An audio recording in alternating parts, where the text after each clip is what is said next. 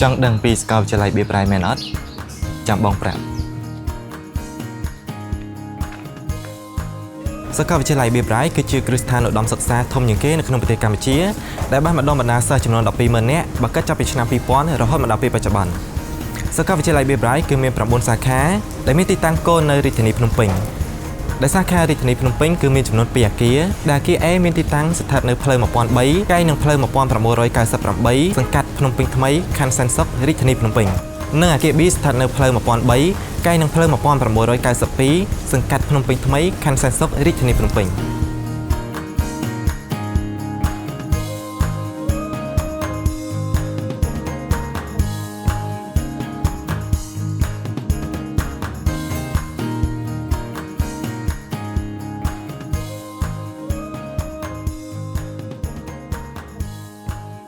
បងឯងដល់មកចូលរៀនទេតាបង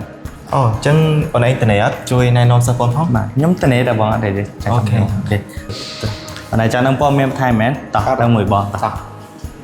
តើបងចង់នឹងព័ត៌មានអីទៅនឹងសាកលវិទ្យាល័យបៀប្រៃដែរបងចង់សួរថាសាកលវិទ្យាល័យបៀប្រៃយើងហ្នឹងណាមានឯកទេសនិងជំនាញប្រមាណកម្រិតដែរបងបាទអូននៅសាកលវិទ្យាល័យបៀប្រៃយើងគឺមានឯកទេសច្រើនមានទាំងបញ្ញាបត្ររងបញ្ញាបត្រជាន់ខ្ពស់និងថ្នាក់អនុបណ្ឌិតផងដែរបងមួយទៀតចោះសាកលវិទ្យាល័យយើងហ្នឹងមានមហាវិទ្យាល័យចំនួនប៉ុន្មានដែរបងបងអញ្ចឹងហ្នឹងចាំនៅឡើយហ្នឹងអូខេតោះសាកលវិទ្យាល័យបៀប្រៃបានបម្រើផ្ដល់ជំនាញវិជ្ជាជីវៈមានច្រើនកម្រិតទាំងបញ្ញាបត្ររងបញ្ញាបត្រជាន់ខ្ពស់និងថ្នាក់អនុបណ្ឌិតដែលមានមហាវិទ្យាល័យចំនួន8នៃមហាវិទ្យាល័យនិងសាលាសម្រាប់អនុបណ្ឌិតចំនួន1ដែលក្នុងនោះមានដូចជាមហាវិទ្យាល័យគ្រប់គ្រងធុរកិច្ចមហាវិទ្យាល័យសេដ្ឋកិច្ចមហាវិទ្យាល័យវិទ្យាសាស្ត្រនិងកសិកម្មមហាវិទ្យាល័យនីតិសាស្ត្រនិងវិទ្យាសាស្ត្រសង្គមមហាវិទ្យាល័យទេសចរណ៍និងបដិសណ្ឋារកិច្ចមហាវិទ្យាល័យវិទ្យាសាស្ត្រនិងបច្ចេកវិទ្យាមហាវិទ្យាល័យវិស្វកម្មនិងស្ថាបត្យកម្មនិងមហាវិទ្យាល័យមនុស្សសាស្ត្រនិងភាសាបងឯងយល់នៅព័ត៌មានឲ្យបងប្រាប់មិញយល់ហើយបងអញ្ចឹងបងដល់មកចូលទេអញ្ចឹងបងឯងអាចដើរមើលបន្ទប់សិនណាបើទៅរៀនសិនបាទបងអូខេអរគុណច្រើនបងបាទ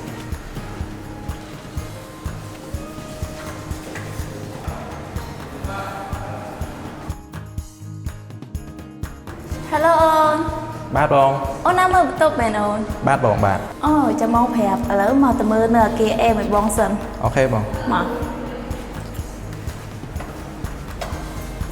ហើយនេះគឺជាអគារ A ដែលមានមហាវិទ្យាល័យចំនួន1គឺស្ថាបត្យកម្មនិងវិស្វកម្មហើយនេះគឺជារ៉ាកែតដែលជាស្នាដៃរបស់សិស្សច្បងរបស់យើងពីមុនដែលបានបន្សល់ទុកឲ្យបងប្អូនចំនួនក្រោយមកធ្វើការអនុវត្តនិងស្រាវជ្រាវបន្ថែមចំណែក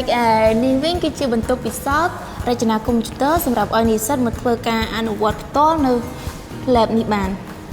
ចំណែកឯនេះវិញគឺជាបន្ទប់ស្ទូឌីយោសម្រាប់ឲ្យសិស្សានុសិស្សមកធ្វើការថតរូបនិងអនុវត្តផ្ទាល់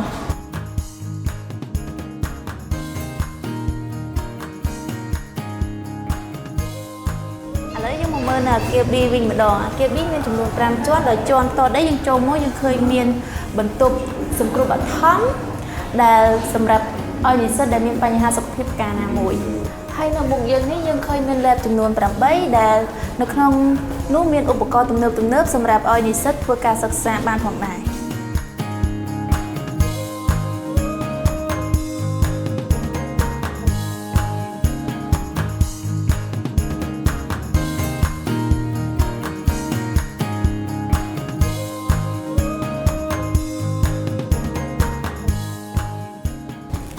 នៅខាងស្ដាំដៃយើងនេះគឺជាបណ្ដាគារដែលមានលក់សម្ភារៈសិក្សាបងប្អូនអាចមកទិញសម្ភារៈសិក្សានៅបណ្ដាគារនេះបានបងចោះបើកន្លែងដែលទទួលសិស្សចោះឈ្មោះនៅកន្លែងណាវិញបងកន្លែងទទួលសិស្សចោះឈ្មោះគឺនៅអគារ B ហ្នឹងឯងតែនៅជាន់ទី1តោះចាំបងខ្ញុំទៅបើអូនចង់ទៅ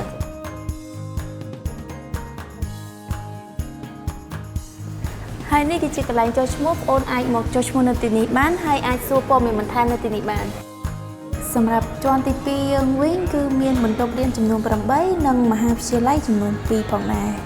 សម្រាប់ជាន់ទី3យើងមានបន្ទប់ចំនួន7និងបន្ទប់សាស្ត្រាចារ្យ1បន្ទប់ពិសោធន៍ភាសាអង់គ្លេស1ហើយបន្ទប់អក្សរសាស្ត្រអង់គ្លេសនេះសម្រាប់និស្សិតដែលសិក្សាអក្សរសាស្ត្រអង់គ្លេសមកធ្វើការអនុវត្ត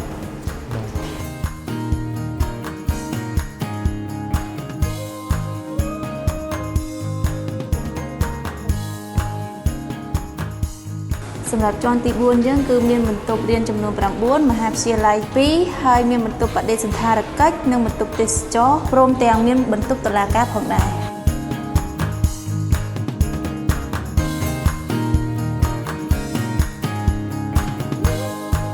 សម្រាប់ជាន់ទី5យើងមានបន្ទប់រៀនចំនួន8 សារប្រជុំហើយនឹងមានបន្ទប់ក្លឹបយុវជនកាកបាទក្រហមកម្ពុជាផងដែរ